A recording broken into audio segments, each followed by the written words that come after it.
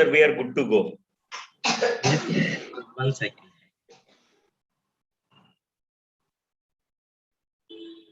Happen that. Okay.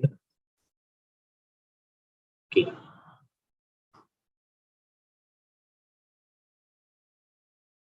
So I think so. You can say what's happening here.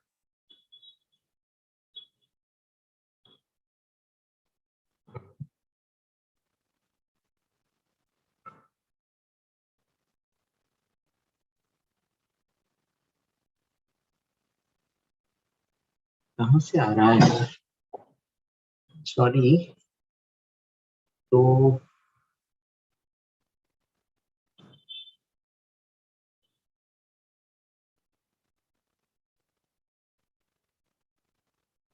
one minute, huh?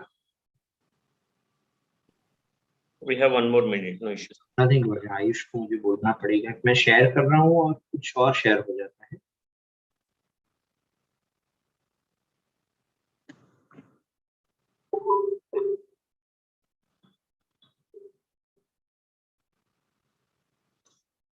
Ayush, मैं share कर रहा हूँ, बाजू का मैं डिलीट करने जाता हूँ तो डिलीट नहीं हो रहा है. एक मिनट, हाँ. और अभी ऐसा हो रहा है कि वो शेयर तू कर देना. शेयर नहीं हो रहा है. मैं शेयर कर रहा हूँ, तू समझ रहा है?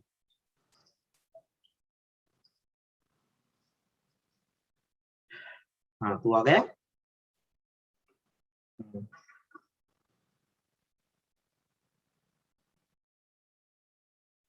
तू शेयर करेगा ना. ये शेयर करेगा तो आ रहा है, वो आ रहा है, मोज़ेक हमारे. शेयर कर, वही स्लाइड शेयर कर. नहीं, ये आ रहा है, देख.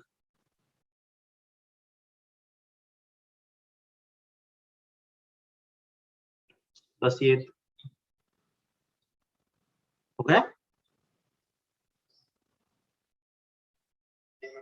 हाँ, बंद कर दे. नहीं हो रहा है बंद. हो जाएगा. सेव कर दे बस. Now that's fine.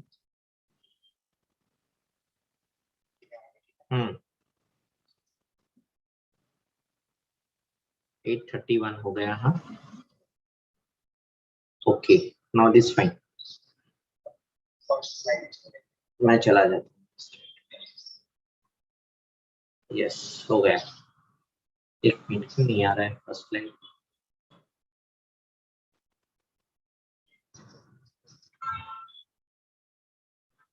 कर दिया.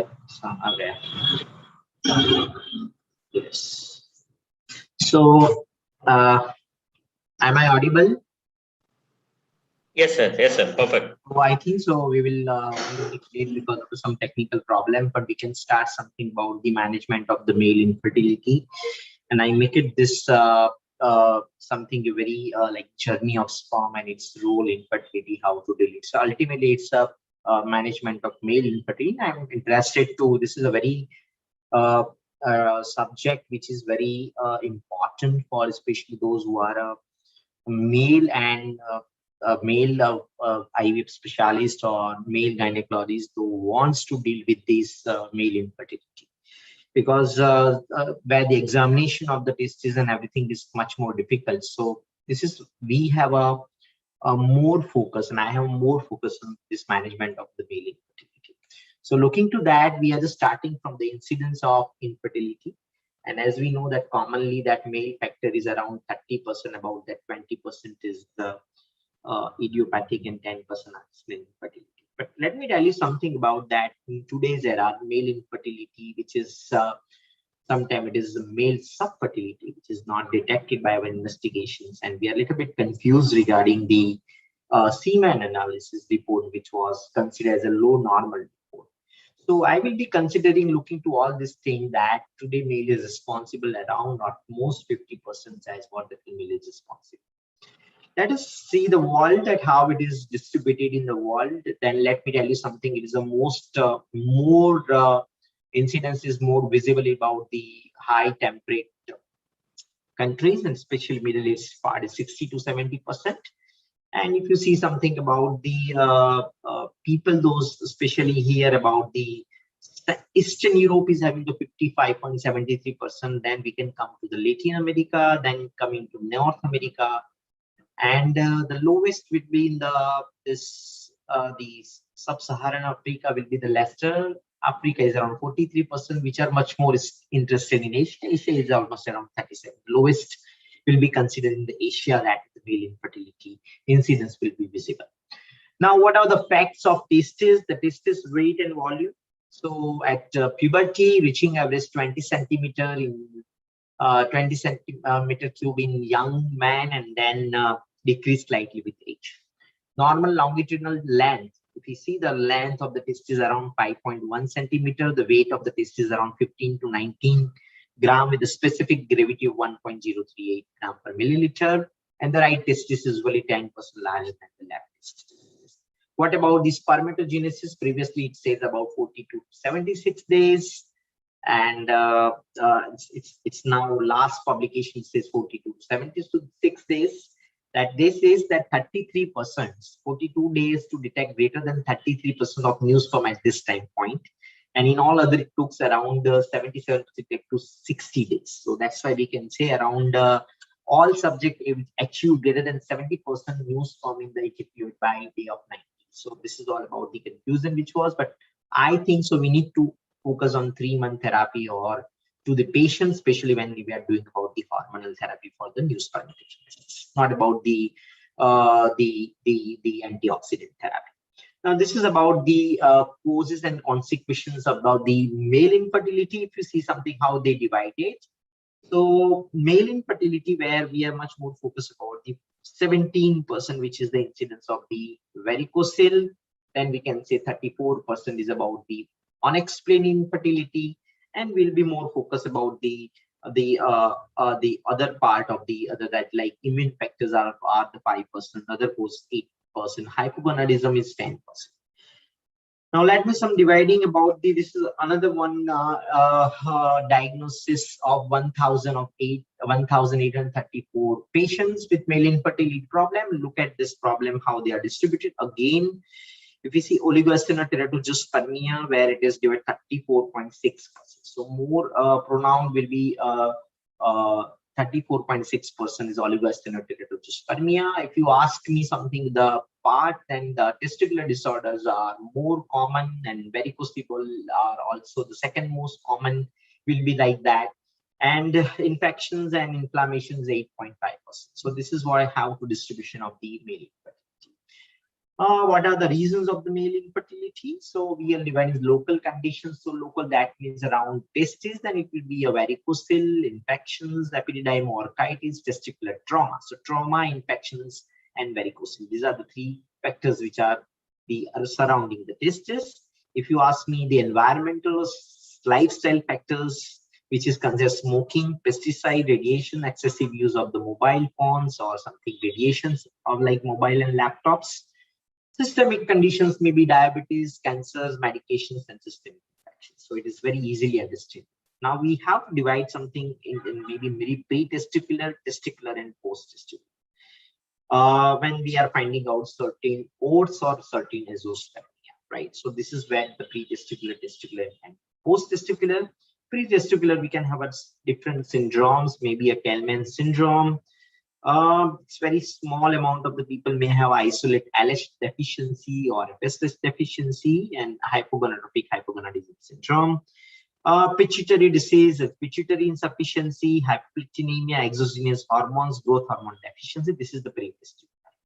Testicular, we can say exospermia, it is more, or oligoesternal teratogenic, which will be, I already say something about that, varicocele, or maybe hormonal, maybe Klinefelter and XS5 male, that, or maybe something cryptorchidism or chemotherapy, radiotherapy. Other causes might be congenital blockage of the ductal system, cystic fibrosis, acquired blockage of the ductal system, anti-sperm antibodies. Now let me tell you something. Whenever the patients, how we will say something, how can we move ahead about the male infertility? The most important part when we are taking about when we dividing that this is the female dominated. So absolutely male is normal. First we have to divide, this is the male partner is normal when the semen analysis is normal. But out of that history, that we should take some history regarding that, which might lead to a part of your infertility. So what type of history we will recommend it for about the male infertility? So we need to ask about something about the past surgical history, medication history. Suppose it's a fresh patient, you never know what is the semen analysis. What about the physical examinations? That yes, actually, what are the American Urological Association will say you need to examine the patients for the physical examinations for the male partner when they are infertile. So this is what about the general appearance of the hair distributions, body habitus, abdominal examinations for the previous hernias, surgical scar, genital examinations, palpation of the testes, epididymis, vas deferens, and spermatic cord, and phallus, and digital rectal examination as and when required. Now this is, we are not following like this. What we are doing that after taking all the history, and then most probably we will go by the transvaginal sonography of the female, where we are concluding okay, female factor is normal apart from the tubes, and then we will go by the semen analysis. So our gold standard method is first we will go by the gold standard method of semen analysis, and after semen analysis, according to semen analysis report, so semen analysis absolutely high normal report will be that, then we are not going to be, most probably in clinical practice we are not going to examine it, that active marriage life is very small. And I think so we can divide it, the active marriage life is very higher, and if it is low normal or below abnormal oligoaspermia or exospermia, then we can go by the all the detailed history regarding the all general examinations, and the physical examinations will be there. That is what we are doing. So this is what I am saying. If the semen analysis is here, what are your semen analysis is abnormal, then we will go by and distribute that, whether it is a volume disorder, whether it is a quantitative disorder, whether it is a qualitative disorder. If there is oligoaspermia, then we can, what is the reason of oligoaspermia, whether it is unexplained. So we will go by the sonography and everything, infections and sonography and lifestyle and immunological part will be there. If there is a oligospermia or exospermia, again we can go by the all the genetic, these are the different methodology which is required in different part of the patients, that we will decide then which part you have, which investigation you need to do. But if there is a volume alteration of the volume and viscosity will be there, then again, so what I want to say that whenever there is oligoaspermia, exospermia, and the volume disturbance, pH disturbance will be there, we will go on through all these techniques, and which part of the patients we need to decide that which part is required, that we will decide according to the volumes, oligospermia and exospermia, that we will decide in the next slide. Now let me tell you something, what type of history taking that. Yes, we are taking the major risk factor, we are covering about the at the patient is having some non-descended testes, previous history will be there, well the surgery will be there, or the previous any history like that, or we can say something about the major risk factor involved in the testicular hypertrophy, testicular cancer, non-genetic factors, varicocele, trauma. So trauma, infections, chemotherapy, some drug abuse, and the cancer, which is the major risk factor, which is major, but then it is involved very less in the number of the patients. The minor risk factor is more the aging, cigarette smoking, alcohol, obesity, genital heat stress, repeated, so genital heat stress or testicular microlithiasis. These are the minor, but this is more common. So we are basically, when we are taking history, this more, we are more focusing on the surgical history, the medical history, and more of the lifestyle history. That is what we are doing. So this is what we are isolating when we are doing the history part. That surgery, I already say, occupational history, the section, these are the different parts that how we can evaluate the patient's part, the surgical history, occupational history, the sexual history is also more important. But I think so where the patients are going to share you when the completion, everything. So I think so it is always better that what about that erection, ejaculations, because now this type of the patients are also increasing. So you need to always have a habit of history to taking about the sexual history. Yes, it is very common. I think so any fertility specialist will ask about the occupation and lifestyle and surgery. This is very common. I'm just making you aware that are you or the other student also, those who are still ongoing to practice that. These are the part that you have to ask. General physical examination, that yes, we are by and large appearance, we can go by the height of the patient, whatever the weight of the patient, BMI of the patient, the hair distribution of the patients. Then the genital examinations may be required as and when the seminal examinations is very poor, or if it is exospermia, then we can go by this gynecomastia or something libido. This gynecomastia will be there. The pubic hair growth is also important when the patient is having a certain exospermia is there. So this is what we general examinations. I think so. We are first we'll go by the semen examination, and then it is all general examination. That is what we are doing in our routine practice. And by that, the semen analysis, we will find out certain exospermia, cryptogospermia, necrogospermia. These are the different terms that you need to know. Azo, that means 0. Then if the very occasional or sperms will be occasional motile sperm is visible, then cryptogospermia, we can say. Oligo, that means it is less than 15 million. Mild, moderate, severe will be there. It's around less than 5 million is severe, 5 to 10 is moderate, and 10 to 15 is a mild. Oligospermia will be there. So this is what we are dividing and assessing the patients. Now I'm going to be measure all the FSH, LH, and testosterone in all patients. I will so know. So in which patients we will go by this examination, that we will discuss probably in the next slide by the American Urological Association recommendations. The thing is that after semen analysis and physical examinations, we will first we will discuss regarding that how can we say the gold standard. The first part of the male infertility slide will be something about the semen examinations. Is the first two, and that is what we are examining whenever the infertility is there. We will go by the semen examination.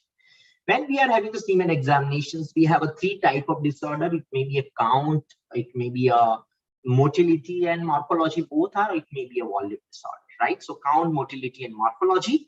So this is what we can already decided how count is a variable considered as abnormal, and motility is abnormal, and morphology is abnormal.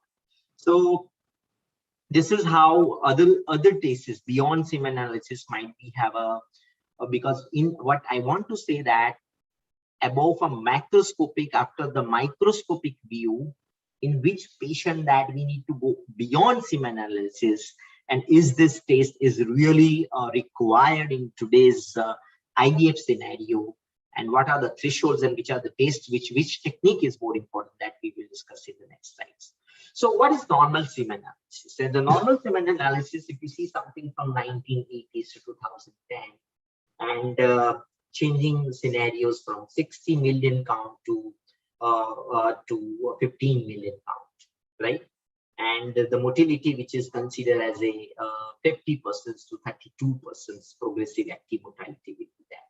And the morphology, which is 14% to 4%. So this is a change from the previous the morphology and motility and the count, which was observed in 2010 semen analysis. And looking to that 2010 semen analysis, what will be the something new in that, and why we require certain, because it's a 2000 specimens of recent fathers, and the heterogeneity of that, all fathers are most probably from the European and Australian. So there is no sample which was collected from the Asian samples are there. This is the heterogeneity of the sample collections. Yes, it is better that these are all sample which was collected and which was tested by the very accurate, decided pathological lab with the less variation, because previous all the distribution from the different clinician and pathologists together. So that is why we are not able to, but this stringent observations. So we can say something that why this count is too much decreased in this publications. So they say that the adherence by many laboratories to greater quality control standards, especially when assessing the sperm morphology. And the second is that previous WHO reference values were obtained mainly from the clinical experience of investigators who have studied population of healthy fertile. So we need to address it. That's fine. So this is a way forward. We had and also we observed that time to get pregnancy interval for 1 year, especially which was previous examination by the studied populations, and now it is from the laboratory. So it's a more stringent, especially motility, morphology, everything. But then I like to say something about that. It is unclear whether this reclassification will result in a more cost-effective evaluations of the infertile couple or in a delay in the male factor evaluation with subsequent delay in the definitive diagnosis and the management of the infertile couple. Why I'm saying that? Because the people, those who are previously in 2009, those who are abnormal, within a 1 year, they become a norm. So because something is a 20 million and in previously it is 50 million considered as a normal, then it is 15 million considered they are becoming, previously they are abnormal, now they have become normal. So the people, those who are previously abnormal, now they are become normal. So are we under treating them or previously we are over treating? This is what the confusion which is arising in the publications. So that's why to answer that, should we go beyond semen analysis? So this is not this is quantitative estimation. This is not a qualitative estimation. Why go we? So should be really requirement of the beyond count and motility. So predicting the health or functional capacity of the male reproductive organs and cell must go far beyond counting spermatozoa and assessing motility and morphology, plus proper clinical examination, comprehensive history taking, and relevant endocrine and genetic or other investigations required. So it's not only semen analysis will say something about to conceive, right? It's all about the frequency and it's all about the other all endocrinology when it's all about the history taking, which is also required as far as concerned the only one semen analysis thing. So looking to that, I want to say something about the history part, right? So we are coming on the history part, and what about the history part and what about the endocrinology, quality and quantitative and estimation genetic? So which group of the patients, now we are coming to that, which group of the patients will have a require endocrinology support, which group of patients will require the fragmentation test, and which group of the patients will require genetic evaluations, or which group of the patients require the as infection point of view some investigation. So that is more important now we are deciding. So this is the guidelines by American Urological Association, and they want to say something what about you need to cover in history, the medical history, the medical surgical history, the review of medications, lifestyle exposure, that means alcohol, tobacco chewing, cigarette smoking, the past infection, the reproductive history, sexually transmitted disease or respiratory infection, that is also important. Apart from that, we move on to the physical examination of the penis, testis, epididymis, varicocele, and the secondary sexual character, especially where it is very abnormal. Beyond 1 million, or we can say 0 count will be there, or it is also always they are saying that if it is less than 10 million, also examination is important. If there is a sexual dysfunctions or patient is complaining something pain around the testes or something urogenital tract, then physical examination is required. But it's really debatable and it's really advantageous when you are having a male fertility specialist, and when there is unexplained long-standing infertility. You need to have a routine examination, which is really going to helpful. But I know that people are always going to examine when there is a complaint, when there is a semen analysis which is changed. Now, another thing I want to say something about what is the endocrine evaluation. So should we go by the all patients for the endocrine evaluation? I will say no. Whenever you find out the count is less than 10 million. So are you going to ask me a question, why, sir, this is a threshold of 10 million? I will say something to explain the patient. I will always examine if FSH is high, the patient, those who are having less than 10 million. I will also explain and counsel the patient of fluctuating oligospermia, and also I will explain that impending exospermia will be the future if you wait for more. So counseling will be done to the patient that if there is a testicular size is less associated with less than 10 million, these patients will be more explained regarding the FSH. That if FSH is towards higher, especially if they are breaking more than 15, then I can say yes, you need to explain the patient. Always better to go for early treatment rather than to wait for them. Yes, endocrine, especially those patients are having a decrease in libido, I will go by serum prolactin estimations, and the clinical findings suggestive of any endocrinopathy, then we can go by the endocrinological examinations. This is FSH, LS, testosterone, and what we are going to examine, or maybe serum prolactin. Now, what we make us to go for the urine analysis. So whenever there is volume is very less, or something, patients might complain about the retrograde ejaculation, the feeling of retrograde ejaculations will be there. In that condition, I think so, volume is less. In that condition, you need to go by the always examination of the urine, right? And if you find out some sperms in the urine, then you need to go by the alkalinizations and the examination of the urine. Another part is that where you go by the transrectal USG. So transrectal ultrasonography will be required when the volume is very less, and if you have a exospermia, and if you don't have a vas deferens absent, or there will be no obstructive exospermia, visible obstructive exospermia, but volume is very less. Yes, in that condition, I will go by the transrectal ultrasonography commonly, or even exospermia, you can go by the transrectal ultrasonography for dividing the patient. Basically, ejaculatory duct dysfunctions will be the obstructions will be there. So for that, you need to go by the transrectal ultrasonography. Now, are you going to recommend scrotal ultrasonography in the obese patients? If you are a good male fertility specialist, you will able to examine physically by the varicocele, then there is nothing to require. But in the obese patient, is difficult. With the female fertility specialist, that they need to go by the ultrasonography where the sensitivity is very less, but still we can go ahead. So ideally, it's a physical examination is required. And to confirm, we can go by the ultrasonography, and especially color Doppler, scrotal Doppler will be required. And also the female fertility specialist will be go by the testicular examination by the sonologist, by the size of the testes, and you can also the texture of the testes, the single diameter length of the testes. This is what we can see by the sonography. Sperm morphology, it is a routine practice, I think, so that people are doing that. What about the sperm morphology? But I will give you some very good information that how morphology is really important beyond count and motility.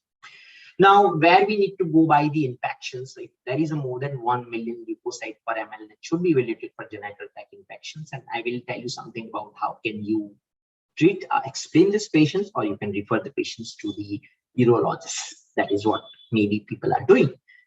Sperm viability test is required when there's 100% non-motile sperms are there. Then we have to go by the eosin negrosin test. For first, we explain that yes, you have something which is viable sperm are there, and after there are viabilities there, that you can go by the HOS test during the ICSI. Anti-sperm antibody is still not required nowadays. It's not having any the practical value. Where we can advise the patient for the genetic testing, I'll say something where genetic screening is required. So whenever the patient is having exospermia, yes, genetic testing is required. If patient is having less than 1 million count, then we can go by the Y chromosome microdeletion. If the patient is having less than 5 million count, then we need to go by the karyotyping to find out certain translocation. And even I want to say the male factor is normal. Even single abortions or multiple recurrent pregnancy loss is there, more than 2, then karyotyping is required. The male partner, especially in the today's guidelines of the committee opinion of the ESRM committee opinion, that yes, karyotyping is required. Even the POC doesn't show anything. So what is my suggestion? If translocation is there, we can find out some translocation benefits, especially when the count is less than 5 million. If recurrent pregnancy loss is there, then also we can go ahead. Or sometimes when there is the failure of the IVF, where the egg and sperms both are normal, count, motility, morphology is normal, but you couldn't find out certain reason behind the failure to form embryo. That means it is an early loss of the embryo, where we need to understand the role of the karyotyping. Now let us discuss about the beyond semen analysis. So measuring sperm DNA fragmentation, is it really required? So this is the common picture, which is we are knowing something about all the factors and sperm is in between. So this is something different. You know that what is the importance of the yoga and meditation. Here the patient is very balanced when he's doing yoga. That means a good lifestyle is important. if the good lifestyle, healthy male is there, then everything is in balance. So there is a ROS productions, natural also in natural condition, there is ROS production during all the energy productions, but there is antioxidant which is also produced by the internal mitochondrion, which is going to balance. But certain conditions from outside, which is going to make this imbalance. So more ROS productions will be there and less antioxidants. And which are the conditions? Yes, lifestyles, tobacco, alcohol, drugs, obesity, stress, infections, chronic disease like diabetes, cancers, pathologies like varicocele, cryptodisms, and trauma and torsons, medications which increase the cytochrome P450 activity, abnormal, I think so. This is heat also, when you are wearing like that, or you're walking in the heat environment, working in the pollutions and radiation, that what we are finding on today's era of Delhi, that a lot of pollutions are there. Radiations always we are carrying because we are in the search of, because we are sitting in front and we are promoting all this webinar is also improving, increasing radiations will be there. So idiopathic causes will be there. Age, yes, it is after 40, the infertility rate is always increased and semen count will be decreased by 1% after 40 years of the age. And what will be effect that if there is no balance in between that, it will directly damage on the outer the damage to the sperm outer layer, and it will damage first outer layer of the sperm, then it will going to damage the cytoplasm, then it will damage to the DNA inside the nucleus. So ultimately there will be a sperm damage, immotility, and infertility will be there. So this is what I want to say, that the pathophysiology behind that. So this is all we can say something. Are we sure that we can go by the all patients, but those who are having all patients, those who are having a fertility, we need to go by the DNA fragmentation? I will say no. It is only the patient, those who are having confused, to shift their treatment to other treatment, and consistently failure will be there. So where it is unexplained infertility, it's following only for counseling. You are not going to treat it by that. But unexplained infertility of more than 2 years, and patient don't want to go by IUI, right? Another thing, a patient is failed and having a miscarriage in more number of the IUIs, and they don't want to opt the IVF. And this is for the counseling part. Maybe possible you have a multiple, the blastocyst is not formed, even though everything is fine, but blastocyst is not formed. Then again, the poor rate of the blastocyst formation, the poor rate of implantation failure, the poor rate of this, that means a recurrent implantation or recurrent IVF failure, or there may be a recurrent pregnancy loss. These are the conditions where we need to understand that is the sperm DNA fragmentation beyond semen motility count is responsible for that or not. So this is, we can say, because why we are testing all this thing, because we find out certain events that, okay, 8 to 15% of the normal semen do have a DNA fragmentation. So we are saying that how can we go and test it out and explain to patients, but do with its effect on the output, what is the threshold, what is the technique, that is very important. And that's why we find out certain techniques. Now we have a different technique. Now you will ask me something, doctor, we have a different technique. Which technique? Look at the sensitivity and specificity. Sensitivity, that means it is false positive, that we can say something, it's 0.9%. So sensitivity is higher here.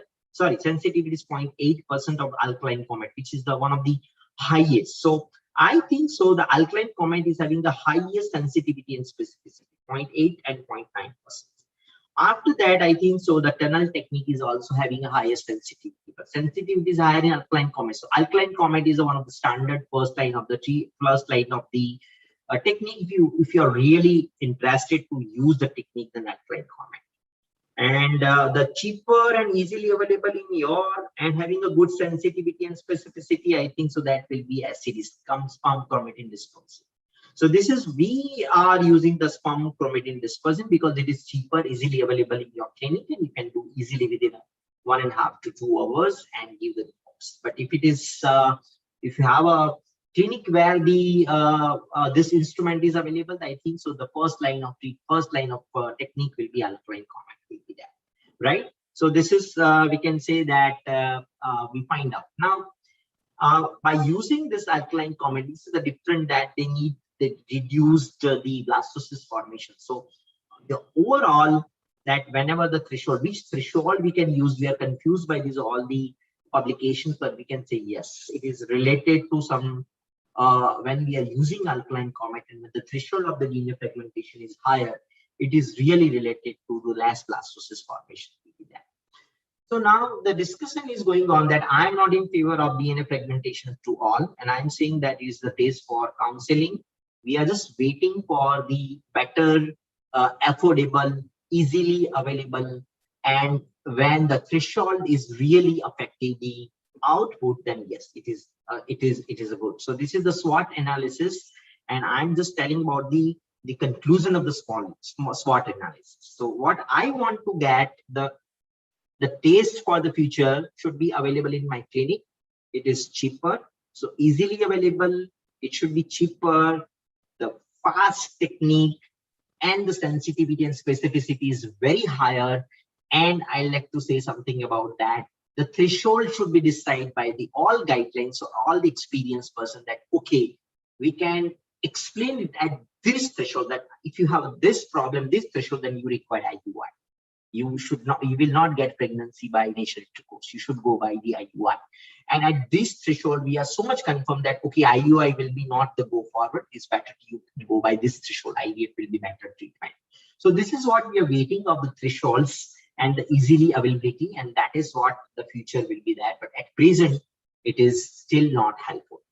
Now, another part that limitation of the sperm DNA testing, that is what I already, now I want to say something that yes, you can guide the population, so they will not wait for the certain treatment. They will not go by the 3 IUI and 6 IUI, right?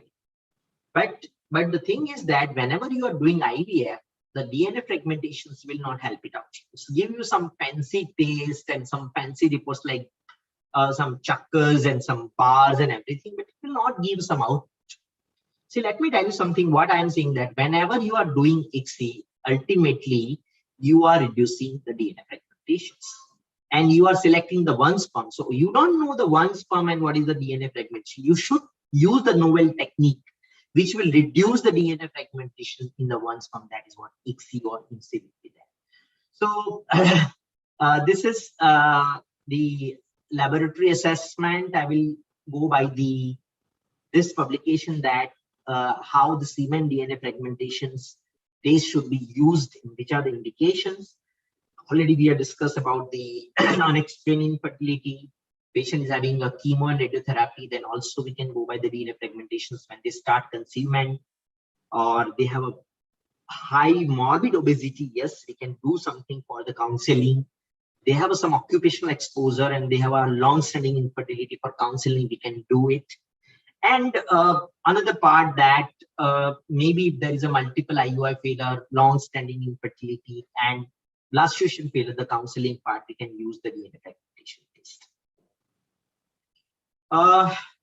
These are the different methods which was used by the sperm DNA fragmentation test. The summary and the different methods are used.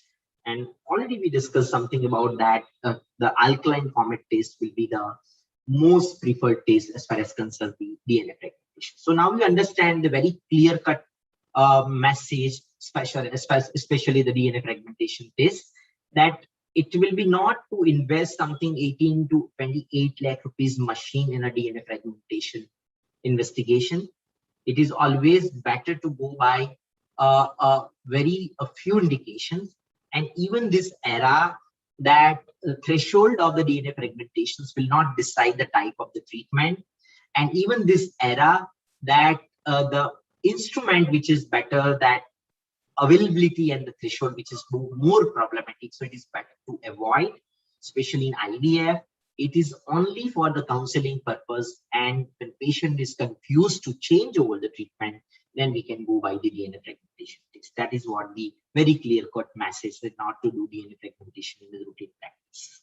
Now, this is all about the oxidative stage and male infertility. So we already discussed these are the factors which is going to have a pathophysiology. This is again how the obesity is also going to be sedentary positions, occupational and environmental chemical exposures, reduced testosterone, increased estradiol, especially in the obesity. So this is how they are going to be reduce increase the DNA fragmentations. Now, another part, that what are the 15 methods to improve the sperm health. So 15 methods means which are the don'ts. So don'ts: overheat, stop smoking, skip alcohol, reduce caffeine, ditch lubricants, eat healthy fats, increase antioxidants, reduce plastics, avoid toxins, check prescriptions, right? Sleep more, reduce stress, exercise more, reduce soy products, and be aware of the environmental toxins. So these are the 15 methods to improve the male health of the sperms. And always cooling of the sperm. So cooling of the sperm will improve your, not more cooling, but cooling of the sperm will be always this. Average maintenance of the 37-degree temperatures will be good.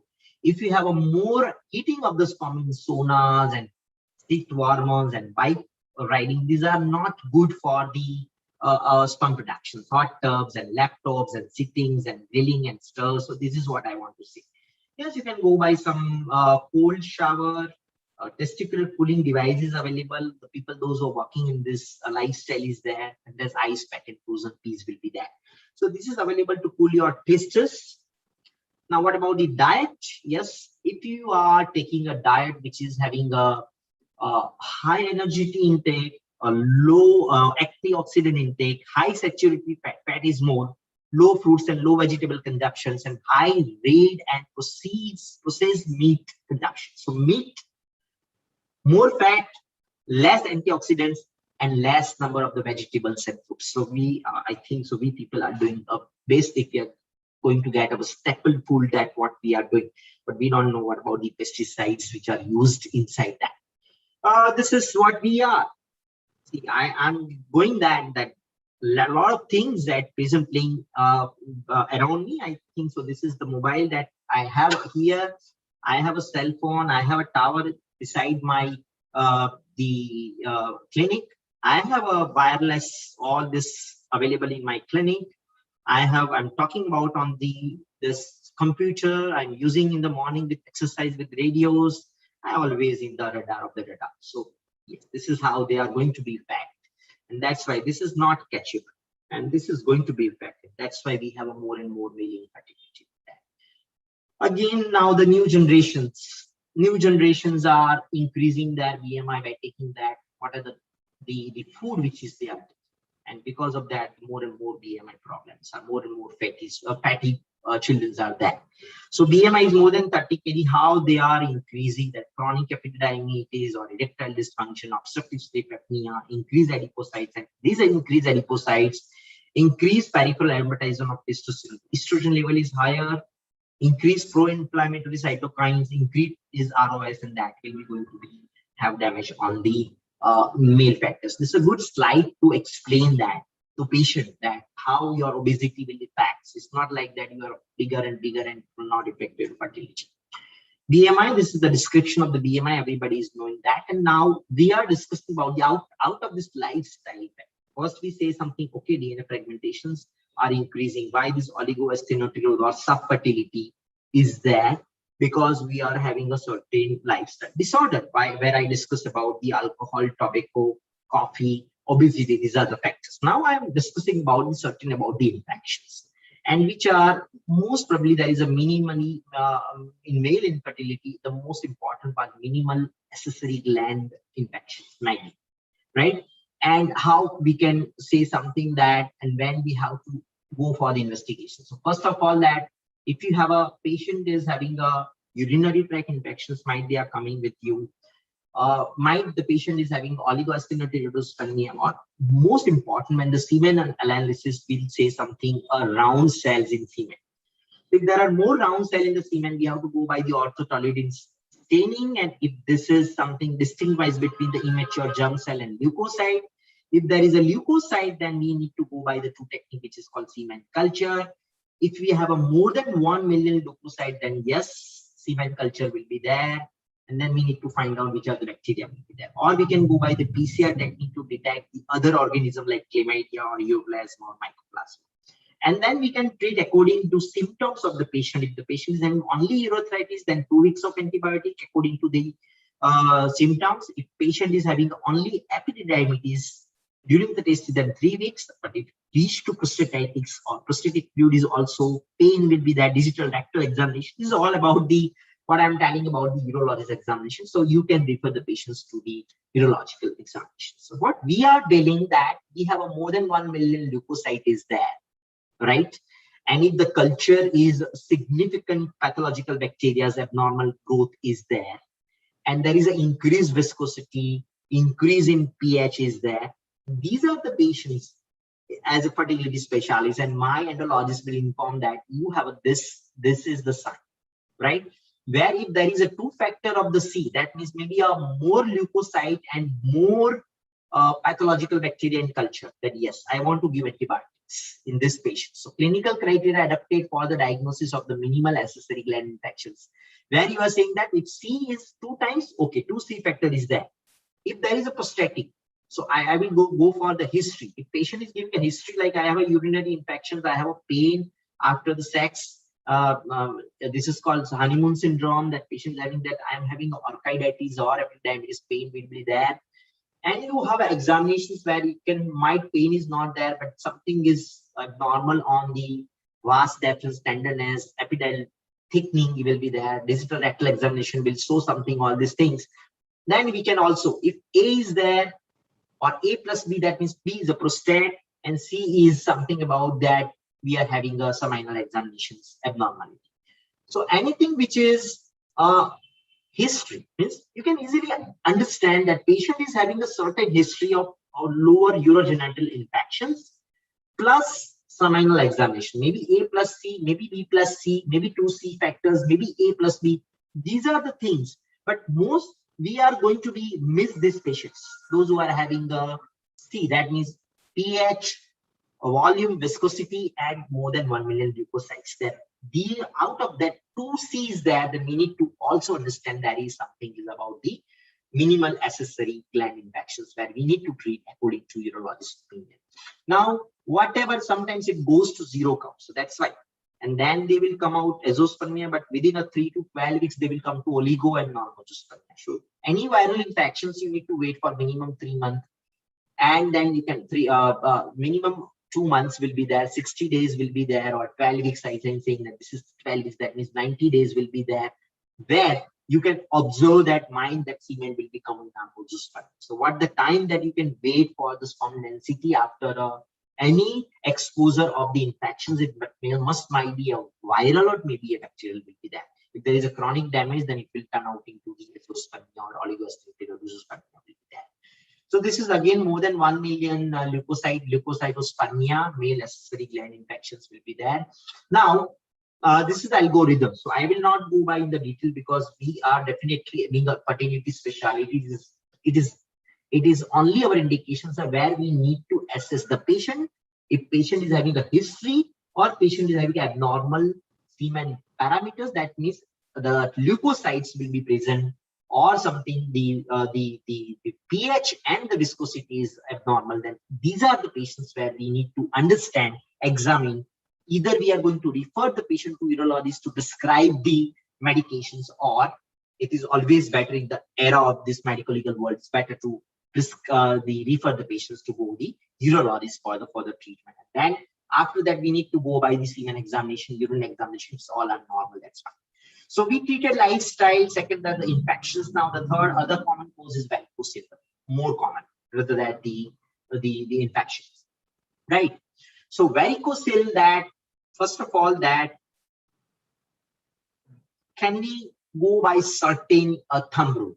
There is no treatment which is required when there is a grade 1 and grade 2. So if there is a grade 3 varicocele is that, but then only examination is not important, the abnormal semen parameter is important. So abnormal semen parameters with grade 3 varicocele, which is palpable and clinically visible, this is we can treat. Now, if it is not, the DNA fragmentation is not highly abnormal.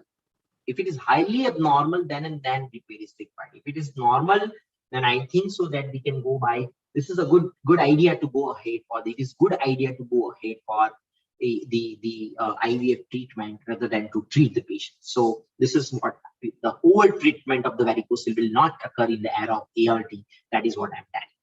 Now, this is the 20% of the general populations do have a male population do have varicocele, but I don't think so that is 40% of the patients with primary infertility, 80% of the patients secondary infertility. Still, this is all the data. I will not focus on this data. I will just focus on the symptoms of the patients. Now, another question which is routinely arrived whenever the patient is willing to go for a varicocelectomy. I will go by the last slide that where you should advise for the varicocelectomy. I said something about, yes, it is the common cause. I say something about that clinical examination is more important rather than the total Doppler or sonography.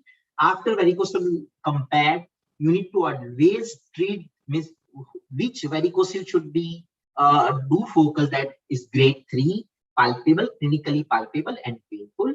And then if it is associated with the abnormal semen analysis. So if there is abnormal semen analysis, then you need to always consider that, okay, right? And long-standing infertility, then we can go by the varicocele. And if there is a varicocele grade 3, then now this type of patient how to treat.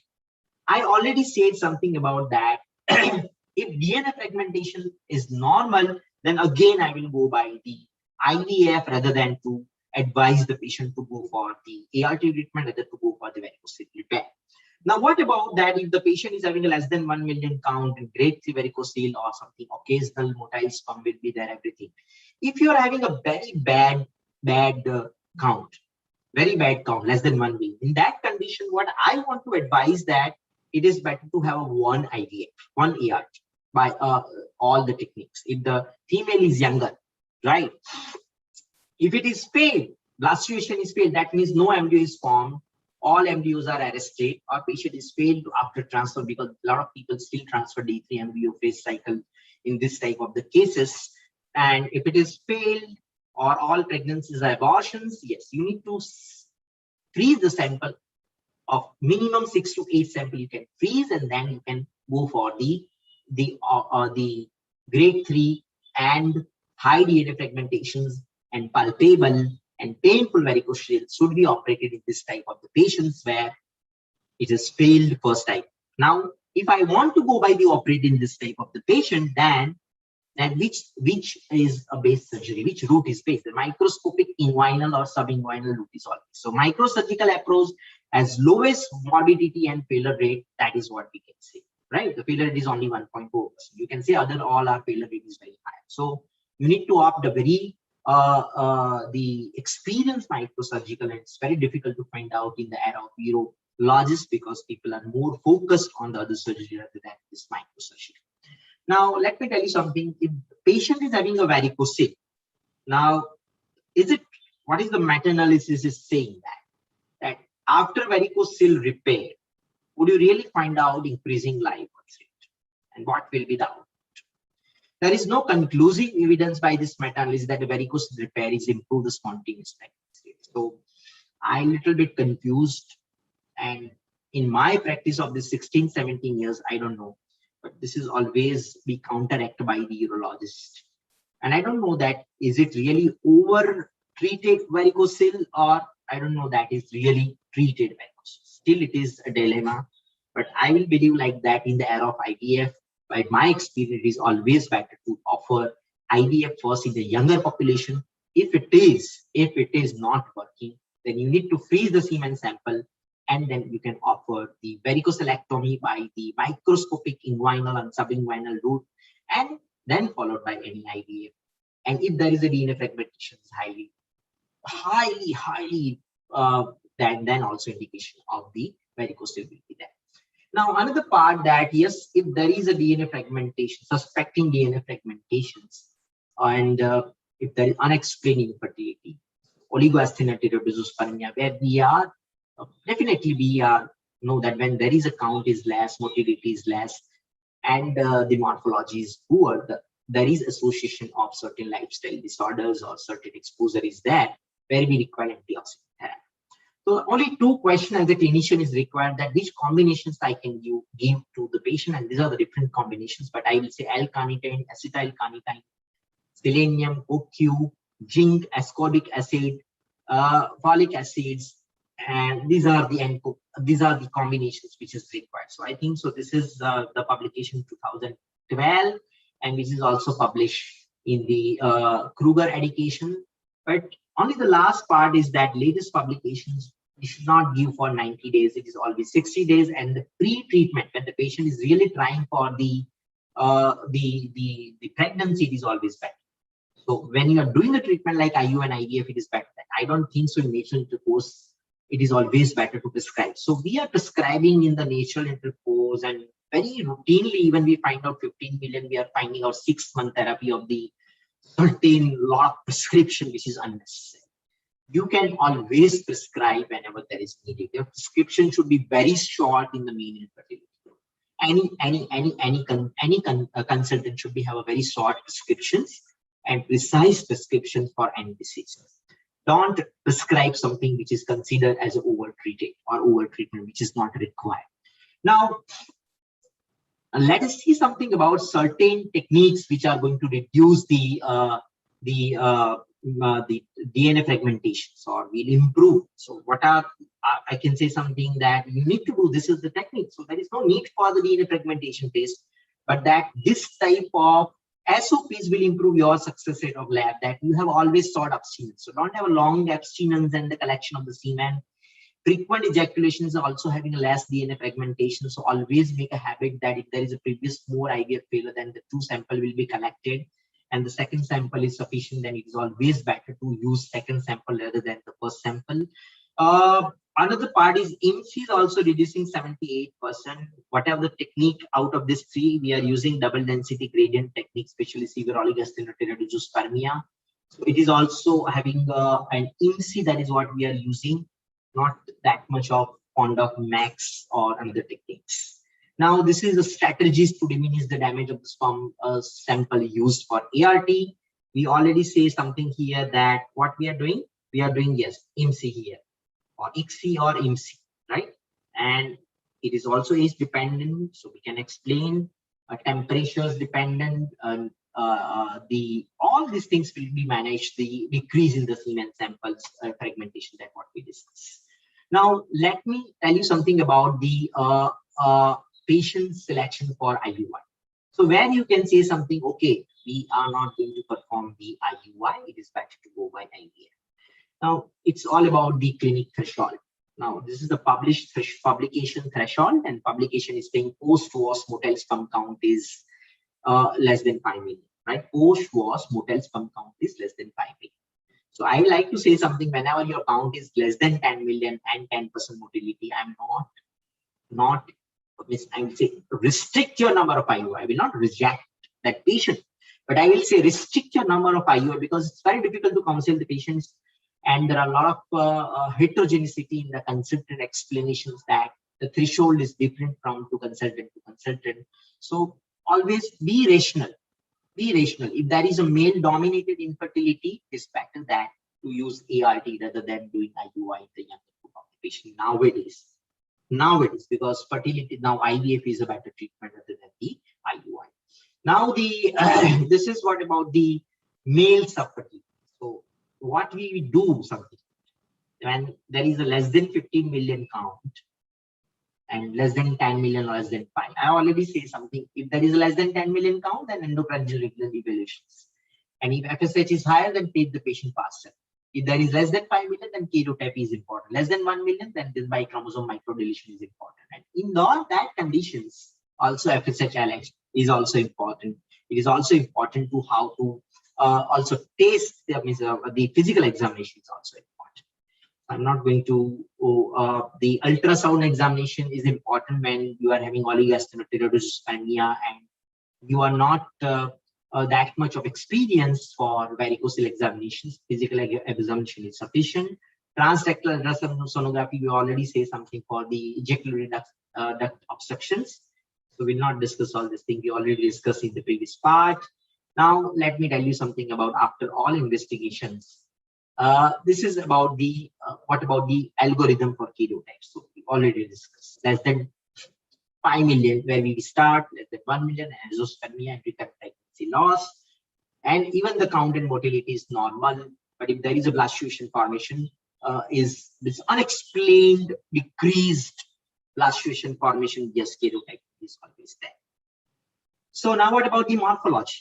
So this is a very good question which was asked me by a lot of gynecologists also, that if you are something IVF specialist across the world, that doctor, if I have a 0% morphology on my report, what should I explain the patient? I said that if count and motility is more than means more than 5 million, or even I think so more than 1 million, right?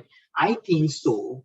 In that conditions, even there is no importance of the morphology. And morphology is only important to explain the patient when they are having a globosospermia and pinhead. Even the globosospermia or pinhead, you cannot deny that you cannot find out your own pregnancy. The chances are very less. So you should always, the patient is very poor, then donor will be the last options will be there. So what is my suggestion? That morphology by the strict criteria has not been shown to be consistently predictive of fecundity, and should not be used in isolation to make prognostic or therapeutic decisions. So somebody is taking a decision like that because their 0% morphology, your blastocyst is not good, even the count is 15 million, I don't think so. Or if the count is 5 million, I don't think so. Morphology should not be something focused like that. So when count and motility is normal, I will be not going to focus on the morphology, right? Now let me come on something about, this is I think so this is already we have discussed. Now what about the technique like a max? Are you really in the favor of the max? The max which is available, right? Magneting assorting of the sperm. Annexing pi will be sorted out the apoptic sperm, the oldest sperm. I don't think so. There will be a lot of people are using it, that we are using max, something new in the pipeline, and they say okay, and it will reduce, it will increase because we have max, so please refer the patient to us. I don't think so that it will be more useful. Max is not useful in IVF. This is my unpublished data, so we are not using max at the end of that our data. Now what we are using that, we are using when there is a blastoation failure, and especially the male dominated infertility and previous one IVF failure, we are using IMSI for that group of the patients. So that will increase the number of the blastocysts, reduce the abortion rates, and this is what the publication will say, that IMSI. ICSI is the standard. I'll say reduce. So we cannot use IMSI for all, but we can use IMSI those who are having a male dominated infertility, previous one IVF failure will be there because of the male dominated infertility. Look at that. We have our unpublished data where we can have a better output, but better blastocysts and lesser selection, means good selection of the blastocysts naturally because of the selection of the better sperm, and it will reduce the abortions with it. So that's why if we reduce the abortion, ultimately we'll have a better pregnancy rates and better live births will be there. Now, what about the, so you are confused now to use which technique.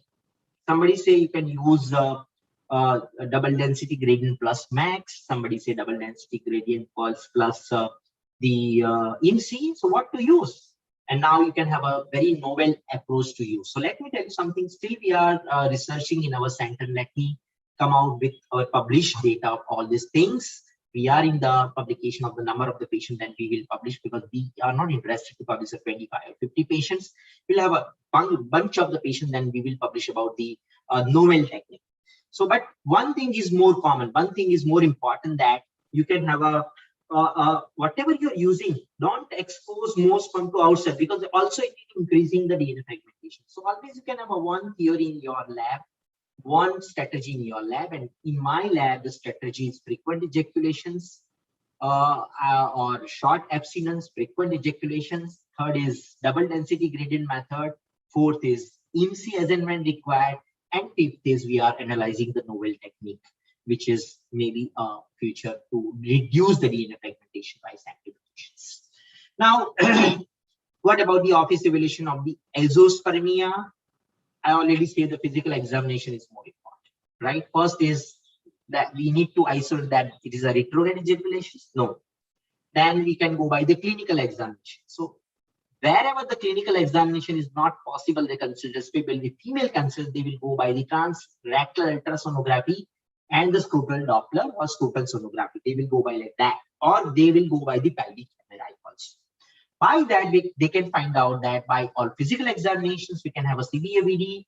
By CBAVD is not there, by transtectal or pelvic MRI, we can have a ED obstructions. Then we can have a more obstructive Exospermia, and we can have a better pregnancy, right?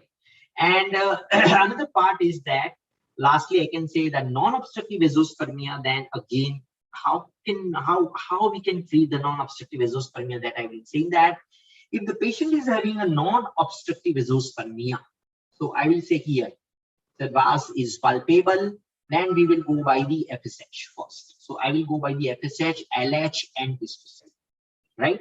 So if FSH is elevated, right? So that will be a question whether we get, but whatever the Exospermia there, we will go by the FSH, LH, and testosterone, and we can have a karyotyping. We can have a karyotyping, normal karyotyping, and Y chromosome microdeletions, and then we can go ahead by the chance of aspirations according to size, FSH, and the level of the testosterone. So let me tell you something about this. Is the more interesting. If you have a vas is present, that means you are having absent. Okay, fine, vas is present. So vas is present, but even Exospermia, transtectal ultrasonography will always important, because the retrograde ejaculation is always important. So you can have a transrectal and retrograde ejaculations. Where it is important, when the semen volume is low, volume is there. So you, in a low volume, you can define something. It is a transrectal ultrasonography and retrograde ejaculation if there is no CF, if there is no vas absent, right? So in that condition, you will be end up with the whether it is ejaculatory duct obstructions or whether it is something retrograde ejaculations, right? Or whether the patient is having a failure to have an emission. But if all these things are not there, so patient is not having the obstructive Exospermia. Now we are here is having a normal value. That means now we are having a non-obstructive Exospermia. If there is a normal value, that we can go by the physical examination of the testes. Okay, testes, whatever the size, we have to notate it. Then we can go by the FSH, LH, and testosterone. We can go first by FSH examinations, and we can divide something by the high FSH and low or normal FSH, right? If the normal testis is there, if the normal FSH and everything is normal, but there is vas deferens is present, and there is a chances of epididymal obstructions will be there by the infection, so it might be obstructive. But if it is FSH normal, something, everything is normal, testicular examination is normal, then it is a testicular, whether it is testicular failure is there or not, or whether the sperm inside there or not, right? So we need to find out that whether the sperm is inside or not. So this is now where we are confused, whether the size of the testes, the consistency of the testes, the level of the FSH, and the chromosomal analysis, everything is done. But still, what will be the level of interest in the patient, that the question arises from the patient, that what are the percentage of finding out the sperm in a non-obstructive Exospermia in my case, doctor?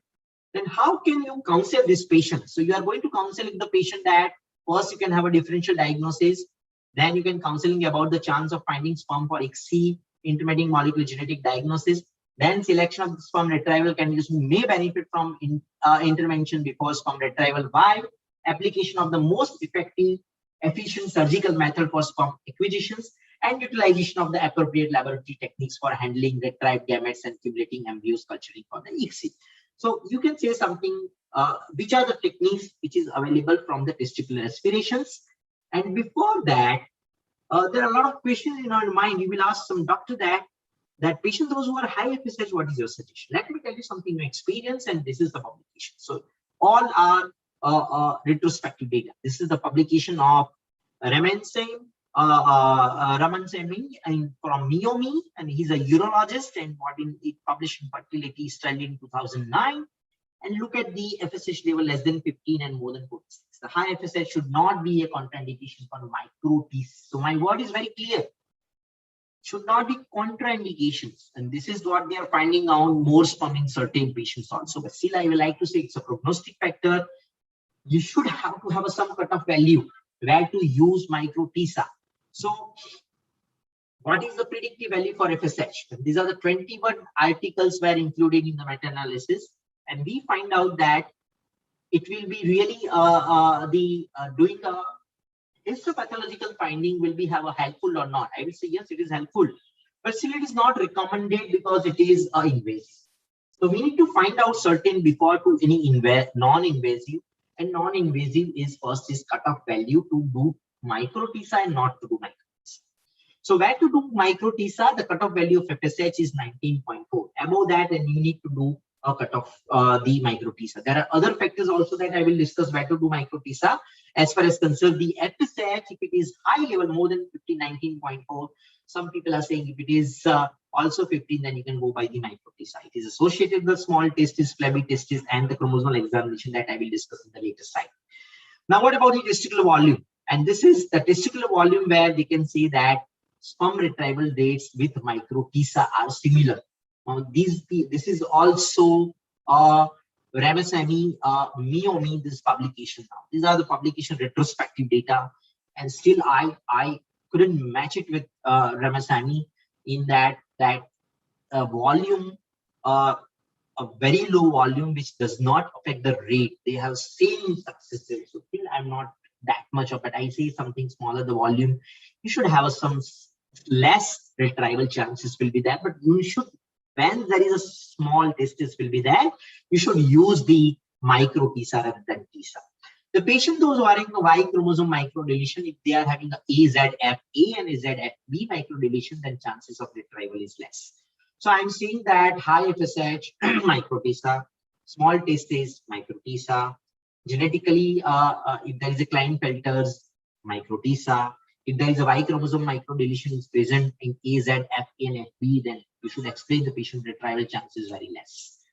Now, where to add the, so now I'm saying that this is how to explain the retrieval rate according to all the condition of the FSH, according to condition of the size, the consistency of the testes, the chromosomal examinations, and then you need to go by whatever the things will be there. You need to do the trial TISA. The trial TISA is more important.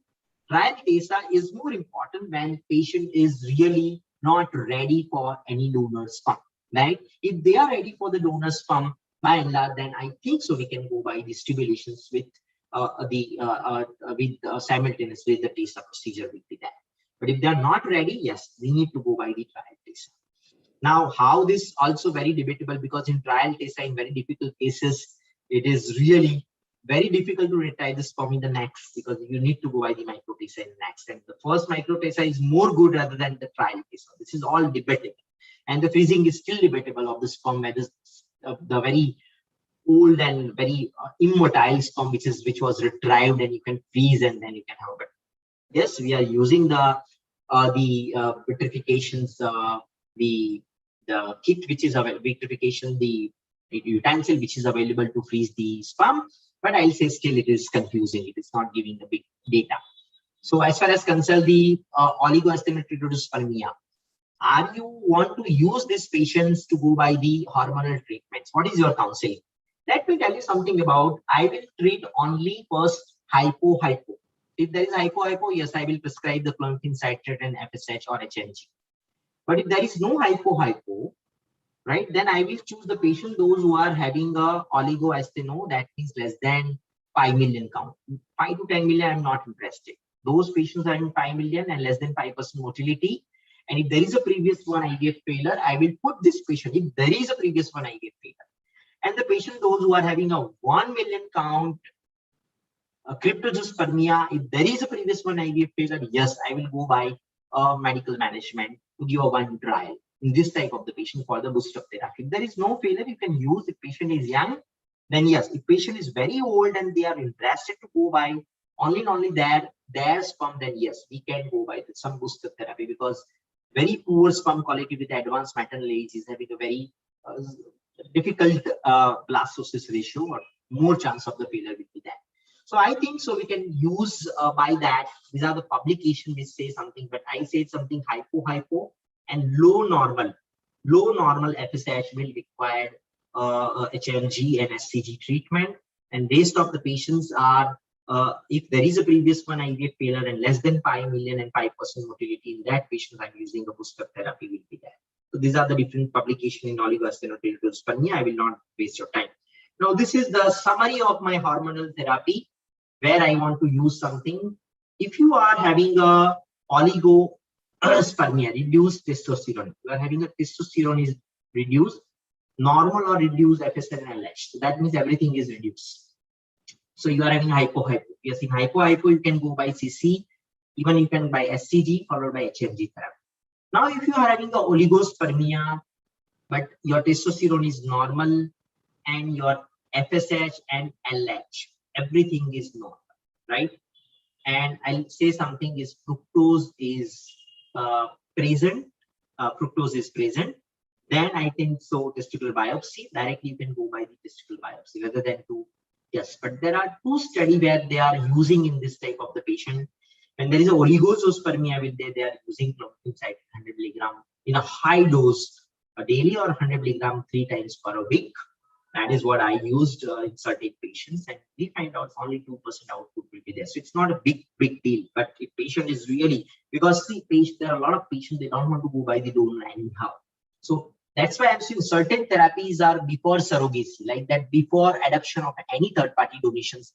These are that even though there is very least chances, you can pick up this case series and go ahead for the treatment by the explanation and counselation. That might be we are wasting the time. At retrospectively, we will find out that Dr. Jayesh is giving me some treatment which is really not effective, but it's not like that. Now, what about that normal testosterone and LH, but increase FSH? Again, counseling for ERGs. I'm not going for like that. But when we are having exospermia, the TE ratio is important. Now, this is, you can have a click that if TE, that means if estrogen is higher, I will go by the anastrozole to reduce the estrogen inside, especially obese male patient. Those who are having a less testosterone, we can use SCG, maybe recombinant, maybe urinary. If you use urinary, maybe you can use 5,000 weekly, sometimes 2,000 bi-weekly. Even you can use high dose. I had seen something, a case series like high dose, like 5,000 bi-weekly also. Saying that, I still in a doubt that which patient is really improving. It's not something a magic. And you need to explain the patient about the donor, because my experience is very bad by using a lot of patients. I will not come out with this pre-treatment and we'll find out any. But yes, the patient is having a previous one IVF failure, then we need to give always have a trial before to go by adoptive donor. Now, what about the testicular aspiration techniques? This is called TESA, and micro-TESA. I like to say something non-invasive more, so less invasive to more invasive. So at present, all are using aspirations. People are not using this extractions, and people are using this micro-TESA. They will go by this or they will go by this. So now let me tell you something about TESA. Aspiration is more. So sperm retrieval is like this, and this is a more sperm retrieval. I believe that in aspiration, you'll have only 30%. People are putting like that more 50%. And I'm not interested, because if you have a multiple biopsy, suppose multiple 8-quadrant biopsy or 16-quadrant biopsy, it is equivalent to TESA, right? I believe it is around in Indian populations, around 30% non-obstructive exospermia is there. Still, it is debatable. And I don't know, that is all depending on the demography also, and the number of the patients, those who you received in during your fertility practice also important. Micro-TESAs will still have a using, but I still say something, it will be only useful in certain conditions. So which condition I like to tell you? Rare. So high FSH, very small, baby testes or previous field, TESA or TESA, where micro-TESA is good. Where you are finding out the fair, endocrinologically normal, testis is normal, karyotype is normal, absent Y chromosome deletion, YZFC micro deletion, then I think so it is fair testis. So in that condition, I think so your testicular aspiration is back. High normal FSH, mild to moderate reduced size of the consistency, then yes, in that condition also I think so this TESA is fine. So we are not interested. But if it is failed, then yes, I will go by the micro-TESA in the next trial. Now, what about the early versus late maturation? If you have a histopathology, there are three histopathology. You can have a Sertoli cell only syndrome. These are the supportive cell of the germ cell line to produce the sperm cell, right? So absent Sertoli cell only syndrome, absent of the Sertoli cell will reduce the volume of the testes. Second thing is you can have a hypospermatogenesis, and third thing is a maturation arrest. I think so maturation arrest is more dangerous, and especially early maturation arrest is more dangerous than the late maturation arrest. And this is micro TISA in testicular histology retrospective cohort study. The volume is testicular volume is less than 15 ml, and when the testis volume is more than 15 ml. So they are saying that FSH is less than 10, 10 to 15, and more than 15. And the micro TISA was offered that sperm retrieval rate is not that much of difficult. So micro TISA will be the technique that what they are following in the high FSH, and smaller testis will be there. What about the rescue micro TISA? That if there is a previous failure will be there, right? So by certain technique, then how can you advise the patient? So this is the sperm recovery and ICSI outcomes in Klinefelter syndrome, systemic urine meta-analysis. So when there is a Klinefelter syndrome, previously people are saying that, okay, this patient might have a, but there is a mosaicism, right? And double line will be there. And we have found out a lot of patients that retrieval rate will be the same that what those who are not having non-Klinefelter syndrome. So don't advise a donor sperm. You can go by the PGTA, right? PGTA, because 50% of the chances of the aneuploidy will be there in the embryo. So it's always advised to go by the PGTA when there is a Klinefelter syndrome. Now, this patient, another thing is that 5 case series of Exospermia, spermatogenic dysfunctions, and maturation arrest, and they had given patient gonadotropin therapy by subcutaneous administration, 75 IU RFSS twice a week, only FSH for 3 months. And then from 4th month, dose was increased 150 IU twice a week. That is for 12 months. So it's only 4 case series, 5 case series, but this is the way forward because there are a lot of patients are not ready and can have them before any adoptions of third-party donations. If there is a previous micro TISA and there is no finding out if patient is having a varicocele, then this is a good publication. So you need to go by the treating the maturation arrest and hypospermatogenesis and having a favorable prognosis when you are having varicose. So treat the varicocele if you have a previous retrieval failure. They have a grade 3 varicocele is really there, will be there, right? So this is what I am saying, that treating the varicocele for the rescue ICSI. Now, what about the non-motile sperm? If there is 100% non-motile sperm, how can you consider? Let me tell you how to do first using and negrosine. And if there is all sperm are, there is some twitching moments are there, and there are some sperms which is considered as a vital sperm first. The vitality is more important. And if the sperms are vital, then we need to go by the twitching moment. And even though you are not finding out the sperm, you can go by the HOS tape. The curved sperm, the tail is going to curve by adding the hyposmotic solutions. Then the curved tail, which will be considered as a live sperm. And then even you can add pentoxifylline, you can find out the motile or twitching sperm. Then you can put that sperm inside the egg and don't say something about it. It's all important. It's very little that those who are in 100% non-motile sperm with having a advanced maternal age. If the morphologically better sperm, non-motile sperm, then I think so people do have a 2 or 3 trials. And if they are not able to produce blastocysts, even I have a very curved tailed immotile sperm, even I have a blastocyst formation. That's what I have experienced. So I say something about that. You need to go by the 100% non-motile sperm patient is according. And I have a lot of experience to get a patient those who are. It's very dynamic. You cannot counsel that you will get the pregnancy, but you can say you should not opt the donation if you have a money, right? So this is what we can say about the non-motile sperms. Now, testicular sperm. Let me tell you something. Should we use testicular sperm in a severe oligoasthenic Exospermia? All patients on the first IV, I will say no. If you have a multiple IVF failure and multiple blastocyst failure with the young age of the female, then yes, I will use as a last resort. But I will not practically say something it is more useful than the ejaculatory sperm. If I have a good few ejaculatory sperm, then it will be better. It's very difficult to say something that theoretically it's fine that we are assessing this is a meta-analysis, but I will argue on that I'm still not comfortable practically to choose a testicular sperm until and when there is ejaculated sperm is available. Now, what about the surgical? Will not go in detail, because now I can say about the conclusion of male infertility that semen analysis is gold standard. Don't do DNA fragmentation to all, right? Might be future, but at present should be only used when the patient is confused, patient is having a multiple recurrent pregnancy loss. In that condition, you can go by the DNA fragmentations. Identify the minimal accessory gland infection. That will be a most important part. You can reduce the DNA fragmentation, patient might get a normal pregnancy. You can prescribe antioxidants for 60 days. Those patients are having infections or varicocele induced, can have a simultaneously, or you can use 60 days only before when you are doing the treatment. Individualized sperm selection technique protocol will be more important. Maybe we are having the double density gradient technique and IMC, and then we are finished. That's it. Double density gradients, frequent ejaculation, double density gradient, and IMC in a previous one failure if the count and motility is very low.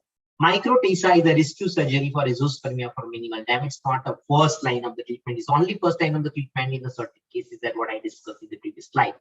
And varicocelectomy is the second line of treatment after ART. So this is my very, very important key home message to treating of male infertility. I think so, hope so that everybody enjoyed a very difficult session which was discussed by me. And if you have any queries, please ask me in this question answer session. So I will request Vasu if you have any question.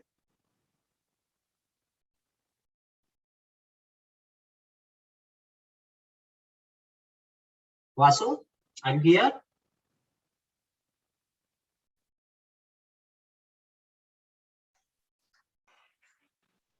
Yes, sir. Is there any questions for male infertility? No, sir. No, sir. Okay, so I think so I cover everything. Let us move ahead. If you have any questions by any, you can give my number also.